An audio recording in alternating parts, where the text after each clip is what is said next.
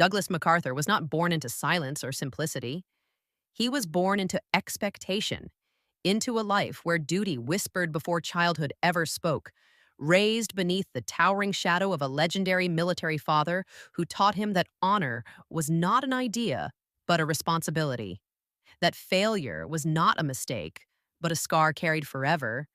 And from the moment MacArthur first wore a uniform, he understood that leadership meant walking alone while others followed. Because in World War I, he tasted the bitter truth that courage often ends without applause, that young men die screaming while history later calls it strategy.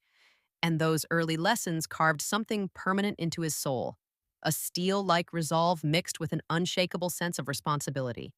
Qualities that would define him when the world collapsed again into chaos during World War II,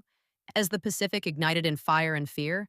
and the Japanese Empire surged forward with ruthless momentum, shattering American defenses and crushing the Philippines under its advance, leaving MacArthur trapped on Corregidor amid hunger, disease, bombardment, and despair. Surrounded by the echoes of retreat and the faces of soldiers who still believed in him, and when the order came for him to leave to escape while others remained behind to face capture or death, it was not a moment of relief, but of unbearable shame, because no commander wants to survive when his men cannot. And history would later judge him harshly without understanding that true command sometimes demands carrying guilt, so the war itself can be won. And as he departed, that broken island fortress under the cover of darkness, MacArthur did not offer excuses or explanations, only a promise spoken with quiet fury. I shall return, a vow not made for newspapers or cameras, but for prisoners of war, for the wounded, for the dead who could no longer speak. A promise that haunted him through exile as he rebuilt American strength from ruins, planning with patience while the world demanded speed,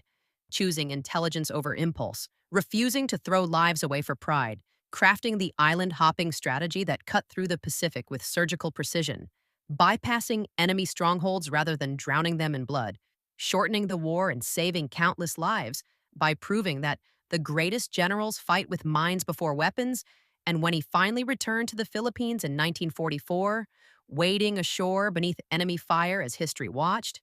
it was not a staged moment of ego, but the fulfillment of an oath carved into his identity, a promise kept not for himself, but for a nation that had endured humiliation and loss. And when victory finally arrived and Japan lay defeated, MacArthur once again defied the expectations of conquerors by choosing mercy where vengeance would have been easy, overseeing the occupation not as a tyrant but as a builder,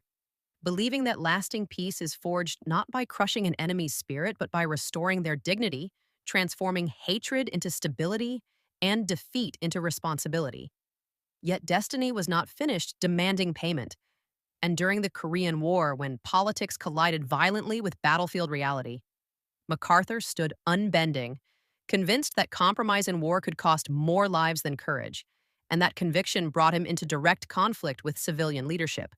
a clash that ended not in battlefield defeat but in dismissal, stripped of command, power, and influence, yet not stripped of belief.